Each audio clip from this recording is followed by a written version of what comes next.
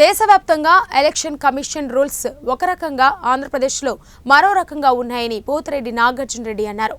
Postal ballot విషయంలో election commissioner పక్షపాత ధోరణి కనిపిస్తుందంటూ ఆరోపించారు. టీడీపీ నేతలు చెబుతున్నట్లే ఈసీ నడుస్తుందంటూ ఆగ్రహాన్ని వ్యక్తం చేశారు. ఎలక్షన్ కమిషన్ తన ఇష్టం వచ్చినట్లుగా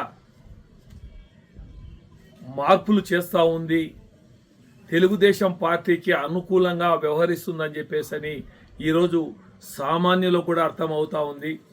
ఎందుకంటే మొదటి నుంచి ఎలక్షన్ జరిగిన 13వ తారీఖు ఎలక్షన్ జరిగిన తర్వాత నుంచి కూడా ఆ రోజు ఎక్కడైతే ఎలక్షన్ రోజు అల్లర్లు జరిగాయో, ఎక్కడైతే ఈవీఎంలు పలగొట్టారో అది మన ఎలక్షన్ ఆఫీసర్ ముఖేష్ కుమార్ గారు 13 చోట్ల పగలగొట్టారని చెప్పి చెప్పడం, తర్వాత 20వ తేదీ లోకేష్ బాబు ఆ వీడియోను పిన్నమనేని రామకృష్ణారెడ్డి వీడియోను లీకేజ్ చేస్తే అతని మీద అన్ని రకాల కేసులు పెట్టి అతన్ని ఇబ్బంది చేసేదానికి చేశారు. అయ్యా, మీరు చెప్పిన విధంగా మిగతా సార్లు జరిగిన సాట ఎక్కడన్నా మీరు చేశారా, ఎక్కడన్నా రిలీజ్ చేశారా అని చెప్పి ప్రజలు కూడా అడుగుతూ ఉన్నారు. కాబట్టేసి ఇంకొక విషయం కూడా చెప్తున్నాం, మళ్ళీ ఇంకొకటి డ్రామా ఆడారు తెలుగుదేశం పార్టీ వాళ్ళు. ఎలక్షన్ కమిషన్ ముఖేష్ కుమార్ గారికి లెటర్ ఇస్తూ గెజెట్ అది అసిస్టెంట్ అధికారి సంతకం పెట్టి సీల్ లేకపోయినా కూడా చేయొచ్చు అని చెప్పేసి అని వాళ్ళని యాక్సెప్ట్ చేయండి అని చెప్పేసి అని దేశంలో ఏ రాష్ట్రంలో కూడా ఇవ్వని చట్టాన్ని మన ముఖేష్ కుమార్ గారు ఇవ్వడం నిజంగా చూస్తూ ఉంటే ఇది ఒక్క పార్టీకి కొమ్ము కాస్తున్నట్లుగా ఉందే తప్ప ఇంకోటి కాదని చెప్పేసి అని వాస్తవాలు బయటికి వస్తున్నాయి. కాబట్టేసి ఇవన్నీ కూడా నిజంగా చెప్పాలంటే ఇవన్నీ కూడా ప్రజలకు అంటే ప్రభుత్వం మీద అంటే ప్రజాస్వామ్య పద్ధతిలో ఉన్నటువంటి ప్రభుత్వం మీద కమిషన్ మీద విశ్వాసం పోయే పరిస్థితి ఉంది. కాబట్టేసి నేను కూడా కోరుకునేది ఏమంటే ఈరోజు టీడీపీ వాళ్ళు ఇచ్చినటువంటి ఈ లెటర్ను మీరు మిగతా రాష్ట్రాల్లో కూడా ఈ విధంగా ఎందుకు చేయలేదు?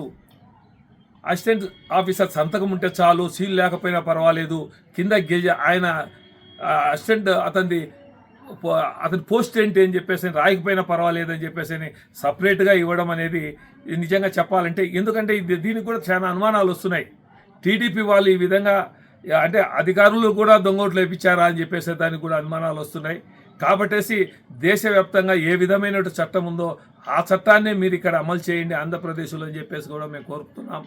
మరి హైకోర్టు 4 ఎమ్మెల్యేలకు 6వ తేదీ వరకు అరెస్ట్ చేయొద్దని చెప్పేసి ఇస్తే దాంట్లో జేసీ అస్మిత్ రెడ్డి ఉన్నాడు, చింతమనేని ప్రభాకర్ ఉన్నారు.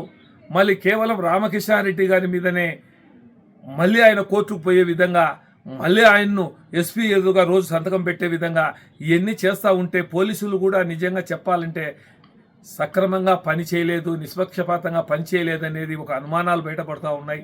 కాబట్టి ఇప్పటికైనా గమనించండి, తప్పు చేసిన వాళ్ళు ఎవరైనా కూడా శిక్ష అనుభవించక తప్పదు. వచ్చేది వైఎస్ఆర్ కాంగ్రెస్ పార్టీ. తప్పకుండా ఎవరైతే తప్పు చేశారో వారికి తప్పకుండా దండన ఉంటుంది.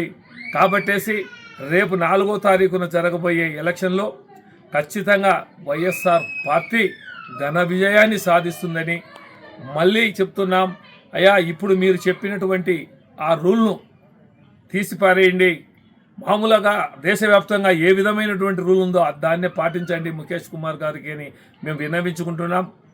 మా పార్టీ విన్నవించుకునింది, మా పార్టీ వాళ్ళు చెప్తున్నారు. కాబట్టి ఇటువంటి పరిస్థితులు, ఇటువంటి ఎక్కడా లేని పరిస్థితులు ఇక్కడ ఆంధ్రప్రదేశ్కే ఎందుకు వర్తిస్తుందో మాకు అర్థం కావడం లేదు. కాబట్టేసి ఇప్పటికైనా మీరు దాన్ని సర్దుబాటు చేసి రేపు ఎలక్షన్ అయిన తర్వాత కూడా, ఎందుకంటే ఎలక్షన్ బూత్లోనే సమస్యలు వస్తాయి. అయ్యా, సంతకం లేనిది, సీల్ లేనిది ఎట్లా చేస్తావు, దాంట్లో అది ఈ విధంగా లేదనేది. చట్టం అనేది అందరికీ ఒకటే విధంగా ఉండేటట్టుగా శాంతి భద్రతలు కాపాడే విధంగా మీరు ఈ రాష్ట్రాన్ని శాంతి భద్రతలు కాపాడి ఉండే విధంగా చేయండి, ఎలక్షన్ సాఫీగా జరిగే విధంగా చేయండి అని చెప్పేసి తెలియజేసుకుంటూ సెలవు తీసుకుంటున్నాను. నమస్తే.